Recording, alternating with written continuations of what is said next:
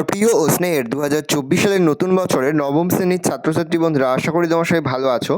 আজ আমরা যে বিষয়টি নিয়ে আলোচনা করব, নবম শ্রেণীর থার্ড সামারি অর্থাৎ ফাইনাল পরীক্ষার ইতিহাসের কোশ্চেন পেপার নিয়ে। দেখো সরাসরি স্ক্রিনে কিন্তু তোমরা নবম শ্রেণীর থার্ড সামারি অর্থাৎ ফাইনাল পরীক্ষার ইতিহাসের কোশ্চেন পেপারটা দেখতে পাচ্ছ। ফুল মার্কস তোমাদের রয়েছে 90 আর সময় তোমাদের রয়েছে 3 ঘন্টা 15 মিনিট। দেখো প্রথমে তোমাদের হচ্ছে বিভাগ ক, একের দাগে রয়েছে সঠিক উত্তর নির্বাচন করো যে কোনো কুড়িটি। প্রতিটি প্রশ্নের মান 1 করে 1 × 20 = 20। প্রথম, ফ্রান্সের লবণকর রূপে প্রচলিত ছিল এলবা, কর্ভি, গ্যাবেল না ক্যাপিটেশন? উত্তর হবে গ্যাবেল। পরের প্রশ্ন, ফরাসি বিপ্লবের জনক কাকে বলা হয়? ষোড়শ লুইকে, রুশোকে, ভলতেয়ারকে না নেপোলিয়ানকে? উত্তর হবে রুশোকে। সাম্য মৈত্রী স্বাধীনতার আদর্শ গড়ে ওঠে রুশ বিপ্লবে, ফরাসি বিপ্লবে, জুলাই বিপ্লবে, ইটালির বিপ্লবে? উত্তর হবে ফরাসি বিপ্লবে। নেপোলিয়ন প্রথমে কত বছরের জন্য কনসাল হিসাবে নিযুক্ত হন? 5 বছর, 10 বছর, 15 বছর, আজীবন? উত্তর হবে 10 বছর। প্রশ্ন, কোড নেপোলিয়ন প্রবর্তন করেন? ষোড়শ লুই, নেপোলিয়ন, রোবস্পিয়ার না মেটার্নিক? উত্তর হবে নেপোলিয়ন। প্রশ্ন, নেপোলিয়ন গ্রাদ আর্মি নিয়ে মস্কো অভিযান করেন 1812, 1820, 1822, 1826 খ্রিস্টাব্দে? উত্তর হবে 1812 খ্রিস্টাব্দে। ভিয়েনা সম্মেলন কবে অনুষ্ঠিত হয়েছিল?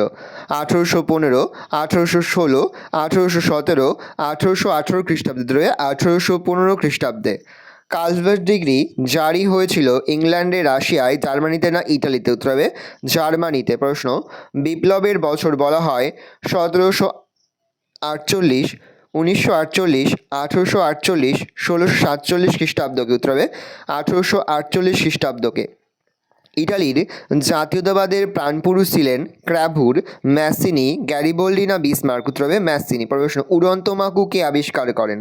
জন কে, কার্টরাইট, স্টিফেনসন, স্পিনিং জেনি? উত্তর হবে জন কে। পরের প্রশ্ন, ইউরোপের সবচেয়ে দেরিতে শিল্পায়ন শুরু হয়েছিল ফ্রান্সে, জার্মানিতে, ইটালিতে না রাশিয়ায়? উত্তর হবে জার্মানিতে। প্রশ্ন, সুয়েজ খাল প্রবাহিত হয়েছে তুরস্কের মধ্যে দিয়ে, ফ্রান্সের মধ্য দিয়ে, মিশরের মধ্য দিয়ে, আরবের মধ্য দিয়ে? উত্তর হবে মিশরের মধ্য দিয়ে। প্রশ্ন, আধুনিক রাশিয়ার জনক বলা হয় রাজা চতুর্থ আইভনকে, মিরকে, পিটার দ্য গ্রেটকে, আলেকজান্ডারকে? উত্তর হবে পিটার দ্য গ্রেটকে।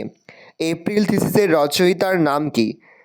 কেরনস্কি, স্ট্যানলিনি, ট্রাস্কি, লেনিন? উত্তর হবে লেনিন। প্রশ্ন, প্রথম বিশ্বযুদ্ধ সংগঠিত হয় 1911, 1912, 1913, 1914 খ্রিস্টাব্দে? উত্তর হবে 1914 খ্রিস্টাব্দে।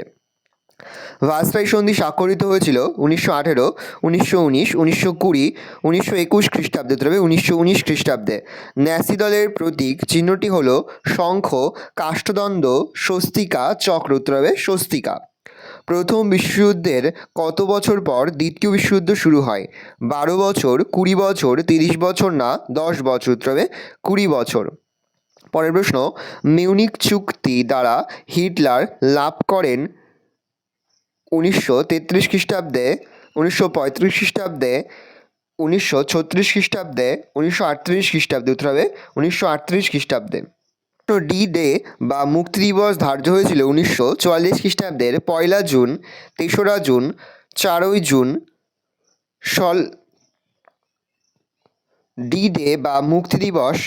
প্রশ্ন, মিউনিক চুক্তি দ্বারা হিটলার লাভ করেন 1933 খ্রিস্টাব্দে, 1935 খ্রিস্টাব্দে, 1936 খ্রিস্টাব্দে, 1938? উত্তর হবে 1938 খ্রিস্টাব্দে। প্রশ্ন, ডি ডে বা মুক্তি দিবস ধার্য হয়েছিল 1944 খ্রিস্টাব্দের 1 জুন, 3রা জুন, 4ঠা জুন, 6ই জুন? উত্তর হবে 6ই জুন। 14 দফা নীতি ঘোষণা করেন উড্রো উইলসন, মেটার্নিক, দ্বিতীয় উইলিয়াম, রুজভেল্ট? উত্তর হবে উড্রো উইলসন। সম্মিলিত জাতিপুঞ্জের সনদের ধারার সংখ্যা ছিল 110টি, 111টি, 112টি, 113টি? উত্তর হবে 111টি। জাতিপুঞ্জের সদর দপ্তর অবস্থিত লন্ডনে, নিউ ইয়র্কে, জেনেভাতে না প্যারিসে? উত্তর হবে নিউ ইয়র্কে। পরে তোমাদের হচ্ছে বিভাগ ক, নিম্নলিখিত প্রশ্নগুলির উত্তর দাও। প্রতিটি বিভাগ থেকে অন্তত একটি করে মোট 16টি প্রশ্নের উত্তর দিতে হবে। প্রশ্নের মান 1 করে 1 × 16 = 16। প্রথম বিভাগ, একটি বাক্যে উত্তর দাও। প্রথম, ফরাসি জাতীয় সভার নাম কী ছিল? উত্তর হবে স্টেট জেনারেল। কোন দেশ উষ্ণ জলনীতি গ্রহণ করেছিল? উত্তর হবে রাশিয়া। প্রশ্ন, কোন সময়কে নব্য সাম্রাজ্যবাদের যুগ বলা হয়? উত্তর হবে 1870 থেকে। চার্চিস আন্দোলন শুরু হয়েছিল কোথায়? উত্তর হবে ইংল্যান্ডে। পরের রয়েছে উপবিভাগ খ, সত্য অথবা মিথ্যা নির্ণয় করো। 1802 খ্রিস্টাব্দে ফ্রান্স ও রাশিয়ার মধ্যে অ্যামিয়েন্সের সন্ধি হয়। উত্তর হবে ভুল, তাহলে মিথ্যা লিখব।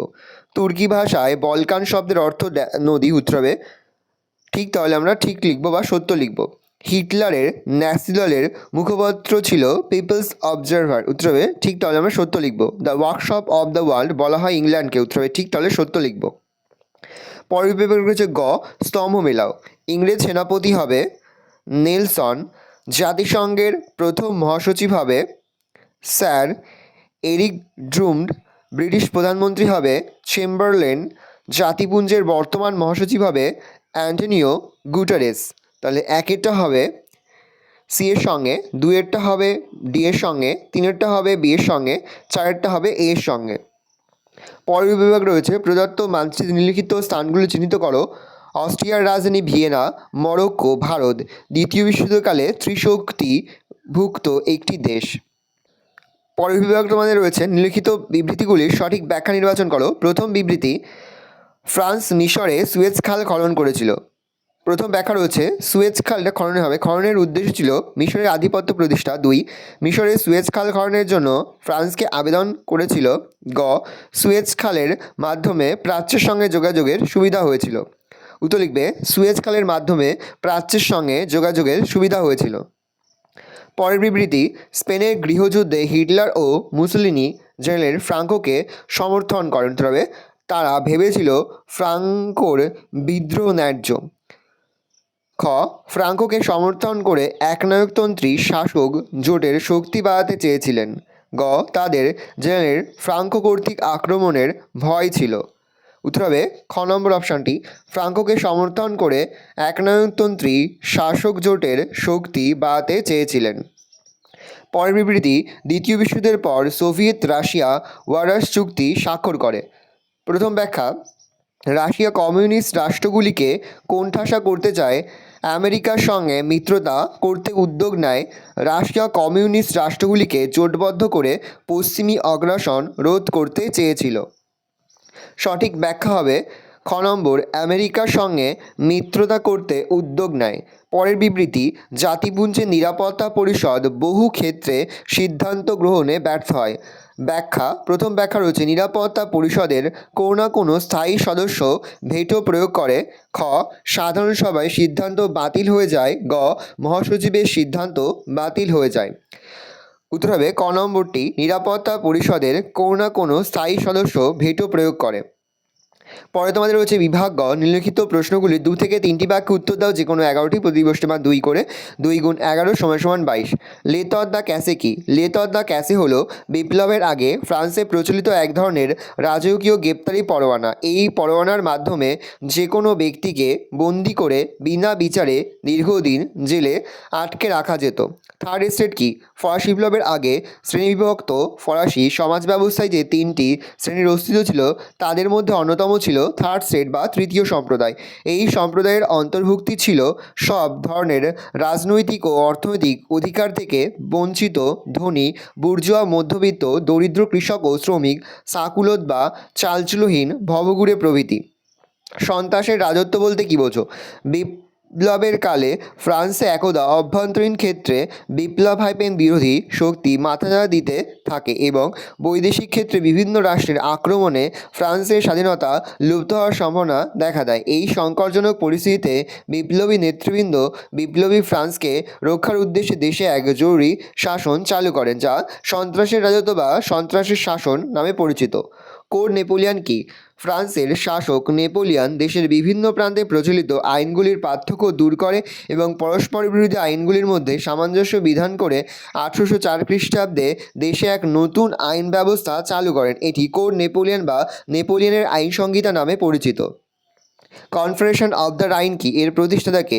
ফরাসি সম্রাট নেপোলিয়ান জার্মানির উটেনবার্গ, বেডেন, হেসবার্গ প্রভৃতি ছোট ছোট রাজ্য দখল করে এদের নিয়ে কনফেডারেশন বা রাষ্ট্র সমবায় গঠন করেন। এটি কনফেডারেশন অব দ্য রাইন নামে পরিচিত। এর প্রতিষ্ঠাতা হলেন ফরাসি সম্রাট নেপোলিয়ান। পরের প্রশ্ন, সম্মেলনের বিগ ফোর বা চার প্রধান কারা ছিলেন?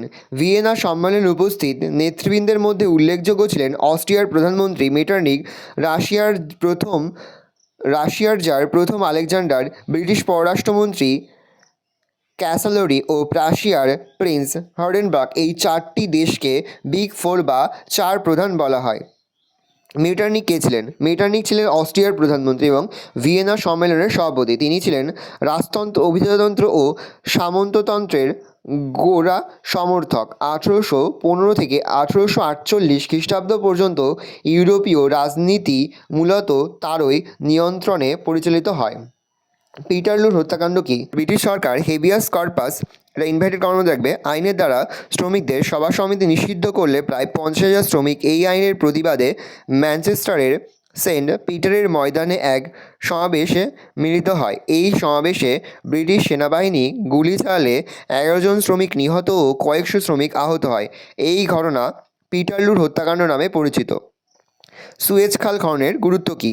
সুয়েজ খাল খননের সুবিধা বা গুরুত্বগুলি ছিল: এক, এই খাল ভূমধ্যসাগর ও লোহিত সাগরকে যুক্ত করলে জলপথে এশিয়া ও ইউরোপের দূরত্ব কয়েক হাজার কিলোমিটার কমে যায়। দুই, এই খালপথে ইউরোপীয় দেশগুলি তাদের পণ্য অল্প সময়ে এশিয়ার বাজারে পৌঁছে দিতে সক্ষম হয়। তিন, শিল্পোন্নত দেশগুলি তাদের উপনিবেশগুলি থেকে শিল্পের কাঁচামাল এই সুবিধাজনক জলপথে নিয়ে যেতে সক্ষম হয়। চার, সাম্রাজ্যবাদী শক্তিগুলি এশিয়া আফ্রিকার উপনিবেশগুলির ওপর নিয়ন্ত্রণ বজায় রাখতে সক্ষম হয়। রক্তাক্ত রবিবার কি? 1905 খ্রিস্টাব্দে 9 জানুয়ারি রবিবার রাশিয়ার সেন্ট পিটার্সবার্গে প্রায় 6,000 শ্রমিক শান্তিপূর্ণ মিছিল করেন।